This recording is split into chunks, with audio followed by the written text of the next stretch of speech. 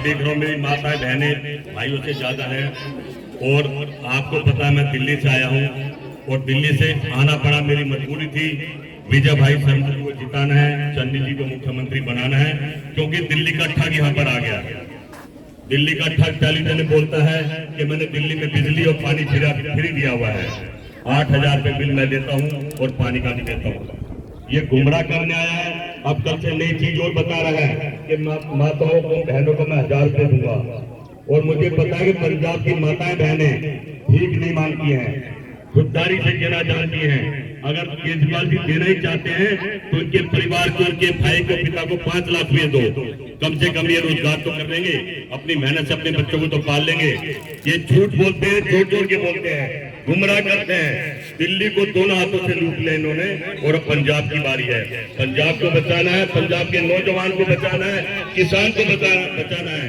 देश में 2 ठग है, एक मोदी जी जो देश को लूट रहे हैं, एक केजरीवाल जो मोदी जी के सारे पर यहाँ पर आ रहा है। पिछले 3 महीने से आप किसी भी टेलीविजन चैनल में देखेंगे तो मोदी के खिलाफ नहीं बोल रहा है। वो दोनों मिलकर चाहते हैं कांग्रेस खत्म हो जाए, ये देश खत्म हो जाए। मोदी जी पार्लियामेंट में कहते हैं कांग्रेस न होती तो ये होता और कांग्रेस न हो तो ये होता। और हम कहते हैं मोदी जी अगर ये कांग्रेस न होती तो देश आजाद नहीं होता, और देश आजाद नहीं होता तो आप देश के प्रधानमंत्री नहीं बनते। आप रेल में चाय नहीं देते, किसी अंग्रेज के घर के बर्तन साफ करे तो उनको चाय खिला रहे होते, भापड़ा खिला रहे होते। ये कांग्रेस थी तो देश आजाद हुआ। आप इन लोगों ने, आपके सरदार भगत सिंह ने, राजगुरु ने कुर्बानियां दी, आपके पूर्वजों ने देश को आजाद कराने की कुर्बानियां दी है। झूठ बोलते हैं पार्लियामेंट में। राहुल गांधी हमेशा छत की लड़ाई लड़ते हैं, जब भी विपक्ष के नाते से मोदी से सवाल पूछते हैं तो गुमराह करते हैं। मैं तो ये कहना चाहता हूँ मोदी जी आप प्रधानमंत्री ना होते तो महंगाई ना होती, मोदी जी आप प्रधानमंत्री ना होते तो 300 रुपए का सिलेंडर आज 1200 का होता, मोदी जी आप प्रधानमंत्री ना होते तो माँ गंगा में हमारे परिवार के लोगों की लाश ना बहती, ऑक्सीजन खत्म ना होता, हॉस्पिटल में जगह नहीं मिली। आपने देखा कोरोना में। मोदी जी आपने जिस तरह से देश का बुरा हाल कर दिया है, माफ कर दो, इस देश को माफ कर दो, इन किसानों को माफ कर दो, परिवारों को माफ कर दो। आप लूटो मत, आप झूठ बोलते हैं। कहा था 15 लाख रुपए दूंगा, बताइए। उत्तर प्रदेश में राहुल गांधी जो प्रियंका गांधी जी ने कहा कि आप तुरंत जाइए पंजाब पहुंचिए कि वहां पर दिल्ली का ठग पहुंच गया है। दिल्ली का ठग आप जानते कौन है? केजरीवाल, जो झूठ बोल रहा है, कह रहा है कि बिजली फ्री दूंगा, पानी फ्री दूंगा। मैं दिल्ली का रहने वाला हूँ, 8,000 रुपए बिजली का बिल देता हूँ और पानी का बिल भी देता हूँ। और जो जो उन्होंने बनाया है, आपने देखा हो मोहल्ला क्लिनिक की बात करते हैं, उन्होंने मोहल्ला क्लिनिक बनाया है। सही मायने में जब कोरोना थी, देश में हाहाकार था, लोग परेशान थे, तो एक भी पेशेंट उस मोहल्ला क्लिनिक में भर्ती नहीं हुआ था। लोग परेशान थे, दुखी थे। सत्ता का भूखा है, झूठ बोलता है, काम कर नहीं सकता है, काम नहीं कर सकता तो मोदी जी पे डालता कि मोदी जी नहीं करने दे रहे हैं। अब इन दोनों में फैसला हो गया, दोनों दोस्त बन गए हैं। पिछले 3 महीने से केजरीवाल मोदी के खिलाफ कोई बात नहीं कर रहा है, साठ-गांठ हो गई है। ये आप सबको पता लग जाएगा। वो समझ गया है कि मोदी और केजरीवाल, कांग्रेस बहुत तेजी से आगे बढ़ रही है। चन्नी जैसा मुख्यमंत्री राहुल गांधी जी ने पंजाब में दिया, वो आपका मुख्यमंत्री। और सबसे बड़ी बात है कि वो खरड़ का रहने वाला है, खरड़ की जिम्मेदारी बन जाती है एक ऐसे नौजवान साथी को जिताना जो आपकी चिंता करता है, कांग्रेस परिवार की चिंता सोच रखता है। आप उसको जिताएंगे तो मैं समझता हूँ आपको मुख्यमंत्री के घर जाना नहीं पड़ेगा। मुख्यमंत्री जी और मेरे भाई विजय शर्मा जी और चावला जी जिन्होंने प्रोग्राम कराया, चावला जी नौजवान साथी हैं, मेरे साथ दिल्ली में मिलते रहते हैं। आज उनकी मेहनत देखकर और उनका विश्वास देखकर मैं दावे से कह सकता हूं कि अगला मुख्यमंत्री चन्नी ही होगा और आपका विधायक विजय शर्मा होंगे। इसको कोई रोक नहीं सकता है। मेरे कहने का मतलब यह था, देश और दिल्ली में 2 ठग है। एक बड़ा ठग जिसको मोदी बोलते हैं, जो देश को घूम घूम कर देख रहा है, जो कहता है पार्लियामेंट में कि कांग्रेस ने ये किया, कांग्रेस ना होती तो ये होता, कांग्रेस ना होती तो ये होता। मैं कहना चाहता हूं कि प्रधानमंत्री जी, अगर कांग्रेस ना होती तो आप भी मुख्यमंत्री, प्रधानमंत्री नहीं होते देश के, और आप भी कहीं ना कहीं अंग्रेजों के यहाँ चाय देख रहे होते, उनको भापड़ा खिला रहे होते। ये भापड़ा गुजरात का है, वहां खिला रहे होते, उनकी चमचागिरी कर रहे होते। आप धन्यवाद करिए नेहरू जी का, इंदिरा जी का, भारत के नौजवान का, सरदार भगत सिंह का, राजगुरु का, जिन्होंने शहादत देकर इस देश को बनाया, जिसको आप घूम घूम कर देख रहे हैं, गुमराह कर रहे हैं, झूठ बोल रहे हैं। कहते थे काला धन लाऊंगा, और मैं समझता हूं भारत का सफेद पैसा भी विदेशों में अपने दोस्त माल्या, रिलायंस के थ्रू बड़े बड़े महल खरीद रहे हैं, भागने की तैयारी कर रहे हैं। हमने भागने नहीं देना है।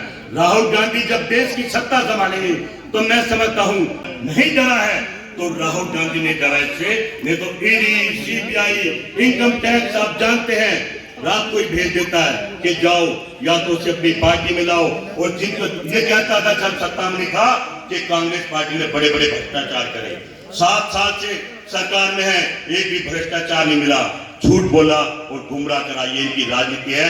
अगर आपने दिल्ली में या पंजाब को जिता दिया और दिल्ली में देश में मोदी को जिता दिया तो मैं समझता हूँ आपके और हमारे बच्चे भीख मांगेंगे। काम धंधा नहीं है, रोजगार नहीं है, नौकरियां नहीं है।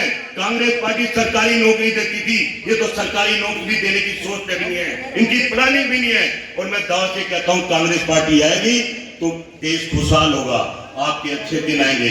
विजय शर्मा जी को जिताइए और पंजाब का मुख्यमंत्री चन्नी जी को बनाइए। देखिए कि आप खुद ही कहेंगे कांग्रेस वो पार्टी है जो गरीबों की पार्टी है, जो लोगों की पार्टी है, जो आपकी पार्टी है। राहुल गांधी को सत्ता नहीं चाहिए, अगर सत्ता चाहिए होती तो 12 साल से वो ले सकता था। नहीं, वो कहता मैं लोगों के बीच में जाऊंगा, सबके दुख और दर्द को समझूंगा, फिर आप लोग चाहेंगे, आप लोग सम्मान देंगे तो इस देश की कमान भी संभालेंगे। क्योंकि वो ये कैसा नेता है जो सच्चाई पे चल रहा था। 500 करोड़ का राफेल 1600 में बेच दिया, खरीद लिया। तो आप सोचिए ये कैसे ईमानदार आदमी है। आप सोचिए जो जो झूठ बोला था, कहा था किसान को खुशहाल करूंगा, डबल आई करूंगा व्यापारी की, किसान को मार ही दिया ना।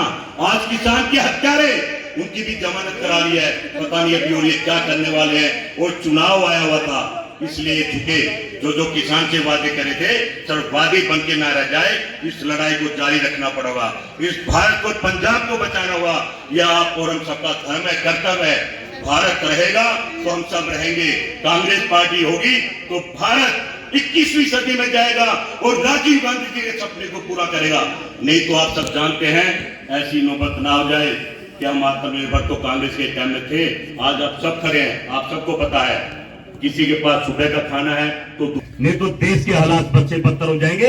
अगर पंजाब में या विदेश में ये लोग दोबारा आगे तो मैं समझता हूं अब भीख मांगनी पड़ेगी, आप रोड पर आ जाएंगे। भारत में पैसा नहीं है, बात करेगी काला धन लाऊंगा, सफेद धन भी विदेशों में अपने दोस्तों को दे दे, लंदन में महल खरीद रहे हैं। आपके पास घर नहीं है, झोपड़ी भी छीन लिया है। एक बूढ़ी माँ का जो पैसा था कि नोटबंदी करके वो भी संदूक से निकाल लिया। आप सब हम गांव के रहने वाले हैं। एक बूढ़ी माँ, एक पत्नी अपने पति से, अपने बेटे से पैसे कमा कमा कर छिपा के रखती है कि इमरजेंसी में काम आएगा। आपने देखा ऐसा माहौल बना दिया, निकाल निकाल के पैसा फेंकना पड़ा, कहाँ कहाँ फेंकना पड़ा। और अब क्या काला बाजारी नहीं है, अब उससे ज्यादा है। भारत का सारा पैसा इन्होंने ले लिया है। तो मैं आपसे यही प्रार्थना करने आया हूं, इस देश को, पंजाब को बचाना है तो विजय शर्मा जी को जिताना पड़ेगा। विजय शर्मा जी आपके बीच में रहेंगे। चन्नी आपके मुख्यमंत्री हैं, वो मुख्यमंत्री हैं जो अंदर बैठे रहेंगे। आपने देखा 3 महीने में जनता के बीच में बैठे रहे और अभी तो और आप ताकत दे देंगे, मजबूत कर देंगे। तो मैं समझता हूँ आपको मुख्यमंत्री के पास जाने की जरूरत नहीं पड़ेगी। मुख्यमंत्री और हमारे विधायक आपके घर चल जाएंगे। और सबसे बड़ी बात कि वो खरड़ गए हैं, खरड़ में ही तो काम होंगे, आपका कोई काम रुकेगा नहीं। और मैं समझता हूँ कांग्रेस पार्टी सत्ता की भूखी नहीं है, यह आपको तय करना है कि आपके वो अच्छे दिन थे कि अब अच्छे दिन है। यही सोचकर कांग्रेस को विजय बनाए और कांग्रेस विजय होगी तो आप सब विजय होंगे, आपके काम होंगे और सच में आपके अच्छे दिन आएंगे।